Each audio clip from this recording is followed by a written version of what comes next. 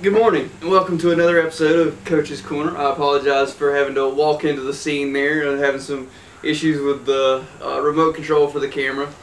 So today's topic is taxes. Don't we all love to talk about taxes? So what I want to talk about for today is actually an introduction to a series that I'm going to be devoting to what I would think is a better way forward in terms of how we tax ourselves and how we pay for things within a free society. And I've used this quote before, so I'll start with it today and say that taxation is much less an economic question than it is a moral one. And what I mean by that is it actually morally upright to confiscate the productive activities, the earned benefits that people receive from their labor or from their business ventures? Is that morally appropriate? Is that the best way to apply a tax system to a free society? And I think the answer is very much no. I'll continue with it a little bit briefly and say that I do believe that it's necessary for a government, for a free society, to collect taxes, because there are obviously situations that we want to pay for as a group, and there are moral reasons to provide safety nets, social safety nets, for those members of our society who actually cannot help themselves and cannot attain the goods and services that are needed for basic survival. And so we do need to collectively pay for certain things. We collectively pay for far too many things at too high of a degree, but that's for part of the discussion later on that will be devoted to this topic.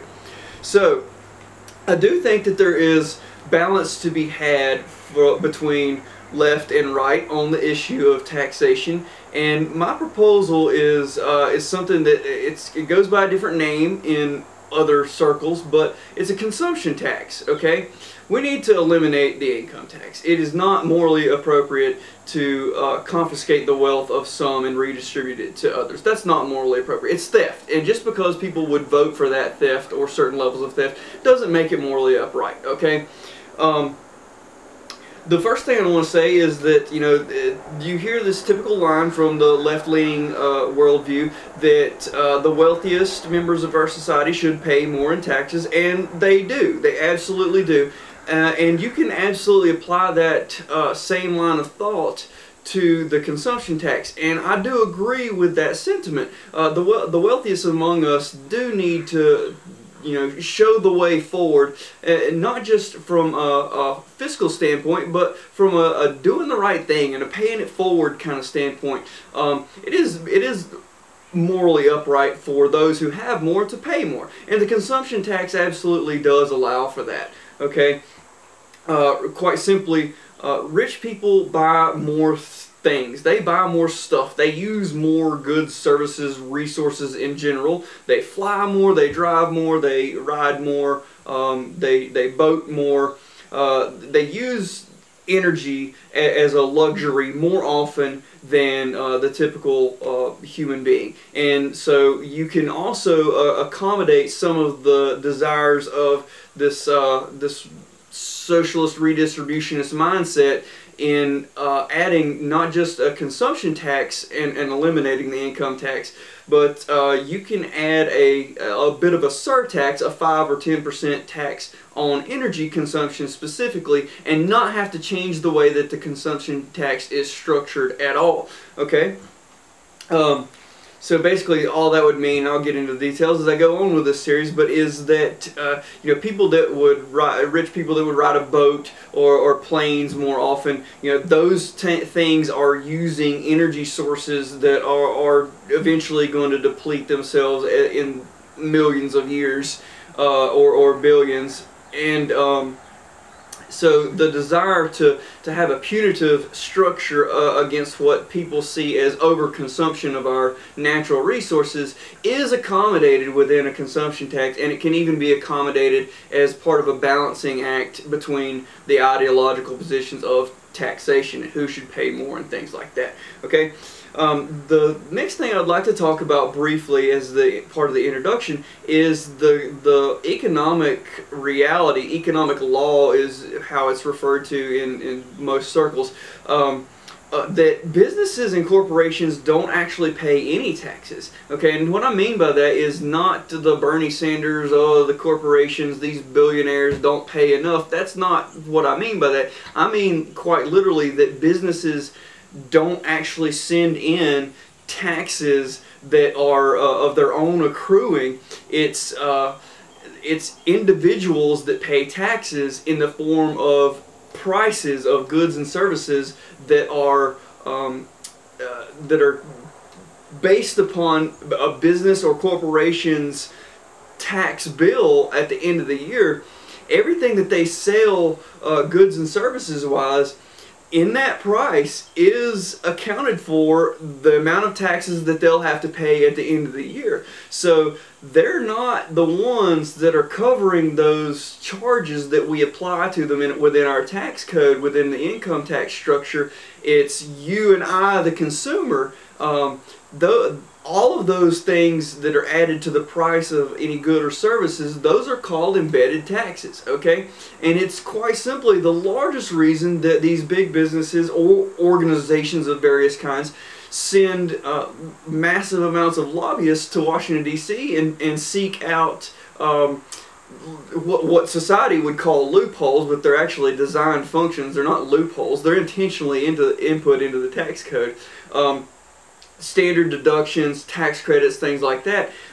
It's simply lobbyists trying to get out of this or that tax bracket or tax structure within their industry in hopes of maximizing their profit margin. But regardless of what those lobbyists do in terms of fighting for their corporate interests, in terms of what they pay in taxes at the end of a given year, those things are actually already accounted for by each business, is what I mean by this, in that if they know that they're going to get 20% added onto their tab at come tax time, that amount of money they're going to have to be paid or going to send off to the IRS at the end of the year is being applied to the price of the thing that they're selling us. They don't pay it. We do, okay, and that's the reason in a lot of cases that any item that you have a disagreement with on its price is primarily because we don't understand how the economic laws work in relation to taxation, and that we are the ones paying those, and we're paying them in the form of prices that businesses are already accounting for, okay. The elimination of income tax removes that completely, okay? It removes the need for lobbyists completely because there's nothing else to fight for. If there's only one type of tax, which is a consumption tax, you pay a tax every time you consume a good or service. The only thing left to fight for in terms of a business proposition is the ability to produce a higher quality or a greater abundance of the product, the good or service that they're delivering. Okay, there's no longer any incentive at all to include all these various tax structures and in terms of what they are accruing in terms of income and productivity-based earnings.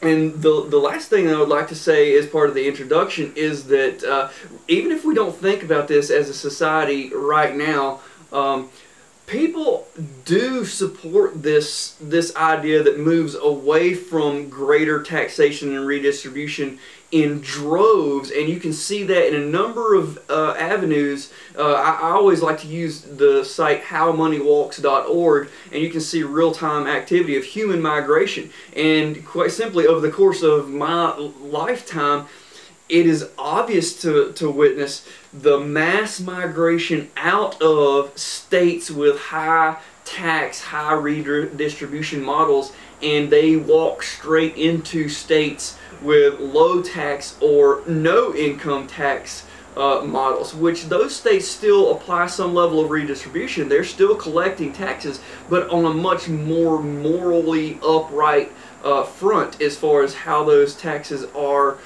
collected by the various government agencies that collect those revenues. you can see the majority of population growth in America over the entire course of my lifetime, 3 decades.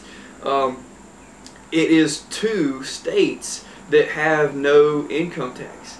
All right, and I think that this is something that could be widely accepted, left and right, and both visions of moral appropriateness are satisfied to a much greater degree. On the capitalist side, you have a greater amount of choice in when and where you pay your taxes.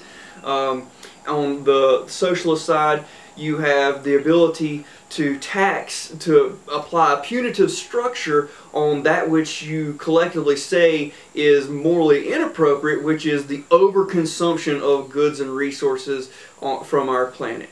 And I hope that this has been a really good introduction for what will be a very long and detailed series that I hope hope that many of you will choose to follow along with. If you're interested in this topic or other topics and want to follow along, please feel free to visit my site at Coach's Corner, which will have a link at the end of this video, and I hope that you'll subscribe today. Thank you. Have a nice day.